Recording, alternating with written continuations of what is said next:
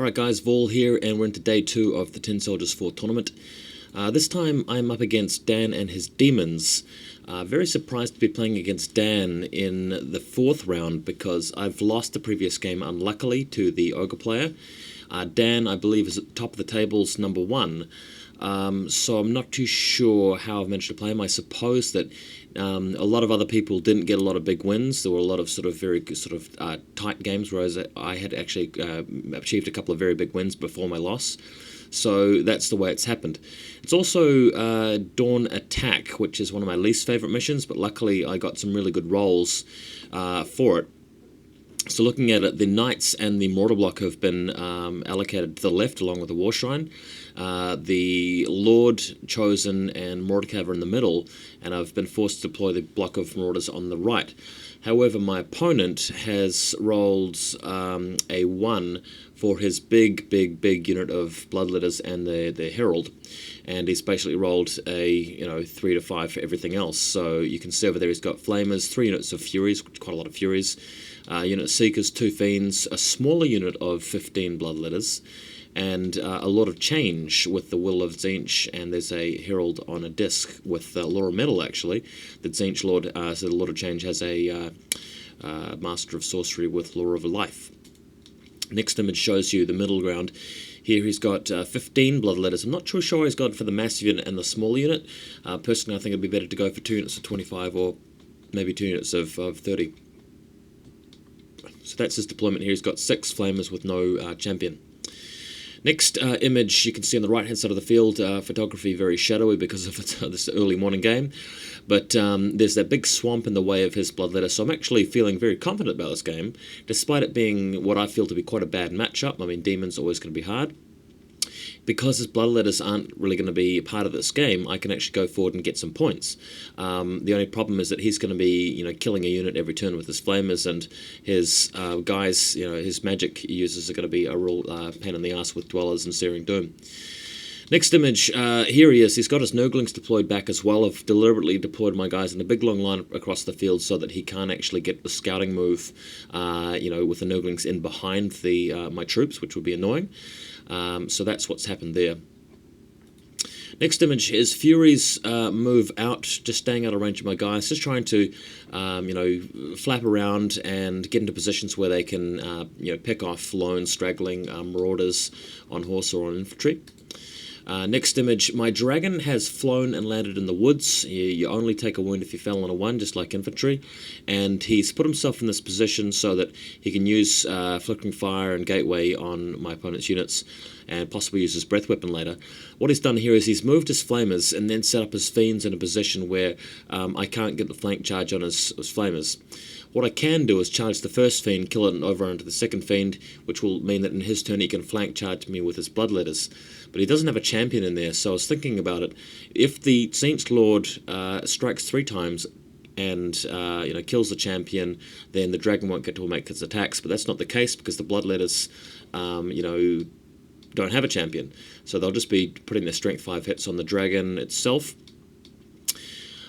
Next photo, the Flamers have erupted with flames here and destroyed most of the Marauder unit, the Marauder Cav unit, so the plan here is just to race this one guy as far away as possible and deny the enemy some points. Next image, what I've done here is I've actually taken 3 wounds from the dragon. He moved his disc guy over and cast Searing Doom on the dragon. That's wounding on 3s with no armor save. He managed to get 3 wounds on the dragon, so at this point, life's a lot more dangerous. And what I've actually done is, in fact, you can see where the Chosen are in this photo behind the swamp, but if we go to the next photo, you'll see that I'm in combat with the Fiend. Now, I want to spend most of the commentary talking about this one photo.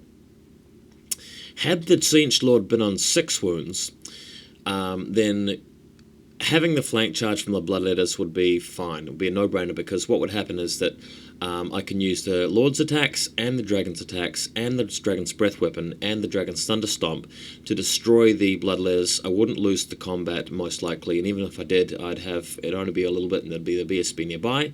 That'd be, very, very bad luck if that happened. But on the other hand, I can easily kill the Fiends. If he puts his Bloodletters in on the flank, I can easily kill them as well. I'll be free to go and start mopping up his Flamers and, get into a general good position to win with a dominant lead.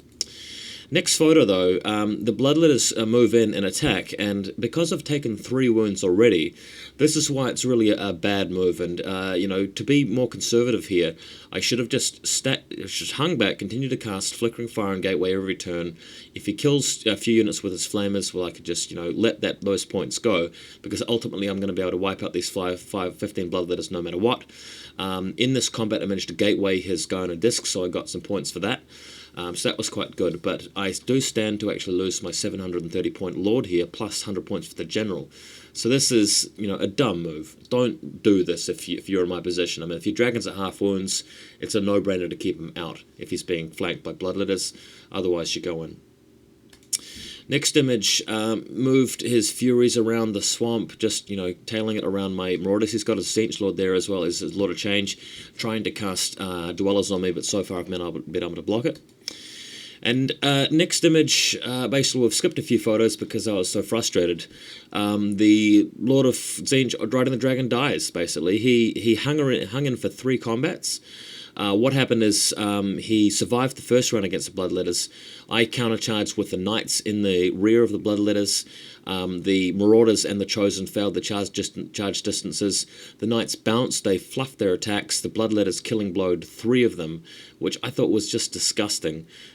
Terrible stuff. I mean, his luck just trumped me in this case. And the Lord of Tzeentch actually continued to fail his 3+ ward saves and died. So had I been even a little bit more lucky here, I would have been fine. But just as things went, not only did I play badly, made some bad calls, but I had really bad dice as well, and I just got punished. So, of course, moving in with my Chosen, wiping out his last Fiend and the Bloodletters. But that's it. I mean, I've lost this game now, so I didn't really take any more photos. What you can see next is the final photo of the game, pretty much, where he's mopped up a whole bunch of stuff, but I've kept everything in a corner. And in fact, now I've got one more photo. We can see his Bloodletters fighting coming out of a corner, but they didn't really do anything else. He's destroyed a whole unit of 40 Marauders from Dwellers and Flamer attacks. So it means I lost the game 14 points to 6. Which was annoying. I mean, that's the same margin of defeat that I suffered against the Ogres. And what's really doubly annoying about this is that I had, an opportunity for a good, clean, win handed to me from the Storm Attack scenario and the way the luck panned out originally.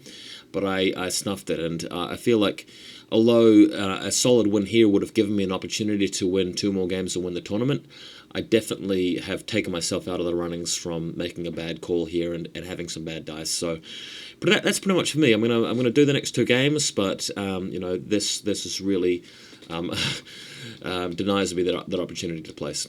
Anyway, I hope you guys got something out of this report. Maybe you learned something. I certainly did, and we'll catch you later.